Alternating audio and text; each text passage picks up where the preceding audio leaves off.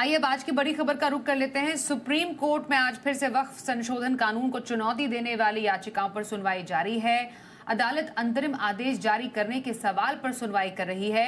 कल 3.25 घंटे तक याचिकाकर्ताओं की तरफ से पेश हुए वकीलों ने कानून में दसियों खामियां गिनवाई। आज सरकार की तरफ से सॉलिसिटर जनरल तुषार मेहता बचाव करते हुए दिख रहे हैं। आइए ज्यादा जानकारी अरविंद सिंह से लेते हैं, हमारे सहयोगी हमारे साथ हैं। अरविंद, जरा बताइए, दूसरे दिन सुप्रीम कोर्ट में नए वक्फ कानून को लेकर क्या टिप्पणियां चल रही हैं? देखिए, आज की सुनवाई पूरी हो चुकी है और कल भी इस मसले को लेकर के सुनवाई जारी रहेगी। कोर्ट इस बिंदु पर जिरह को सुन रहा है कि क्या इस मामले में कानून के अमल पर रोक लगनी चाहिए या नहीं। याचिकाकर्ताओं ने अंतरिम राहत के तौर पर कानून के अमल पर रोक की मांग की है। कल इस मामले में याचिकाकर्ताओं की तरफ से जो वकील हैं उन्होंने अपनी बात रखी थी। आज सरकार की ओर से सॉलिसिटर जनरल तुषार मेहता ने अपनी बात रखी और तकरीबन 3.5 घंटे तक उन्होंने सरकार का पक्ष इस मामले को लेकर के रखा है।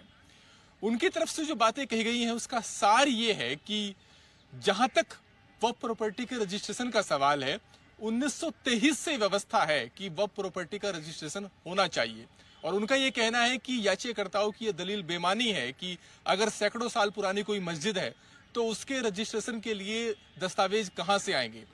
एसडी तुषार मेहता ने कहा कि जो कानून है उसके तहत इस बात का प्रावधान है कि रजिस्ट्रेशन के लिए किसी रजिस्ट्रेशन डीड या किसी दूसरे दस्तावेजी सबूत की जरूरत नहीं है। सिर्फ वक्फ प्रॉपर्टी के बारे में कुछ जानकारी देकर के रजिस्ट्रेशन कराया जा सकता है और जो लोगों ने रजिस्ट्रेशन नहीं कराया उन्होंने जानबूझकर कानून की अवहेलना की है।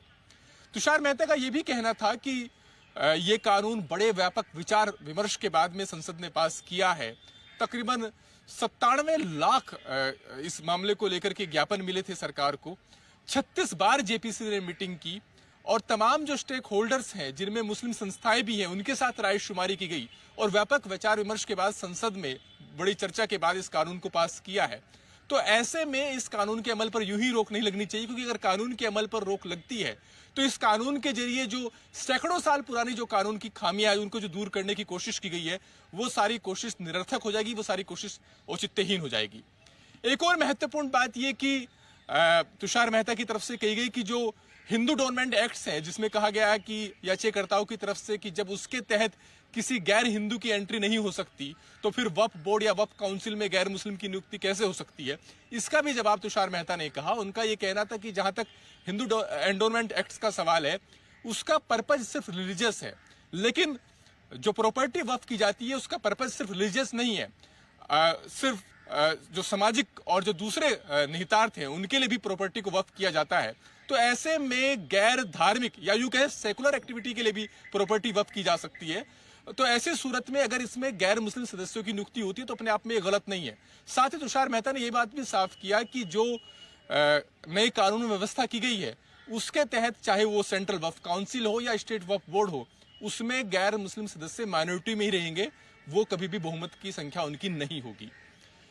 तो ये सारी बातें रखी गई हैं तुषार मेहता की तरफ से। कुछ और बातों का भी उन्होंने जिक्र किया, जैसे उनकी तरफ से ये कहा गया कि जहां तक इस बात का सवाल है कि सेक्शन 3C के तहत अगर जांच की जो प्रक्रिया है उस पर याचिकाकर्ताओं ने सवाल उठाए हैं वो सवाल बेमानी है। उनकी तरफ से ये कहा गया कि सरकार की किसी भी संपत्ति को किसी को हथियाने की इजाजत नहीं दी जा सकती। कोई भी सरकारी संपत्ति इस देश के नागरिकों की संपत्ति है और सरकार को इस बात का अख्तियार बनता है कि वो जांच करे, क्योंकि कोई प्रॉपर्टी सरकारी संपत्ति है नहीं।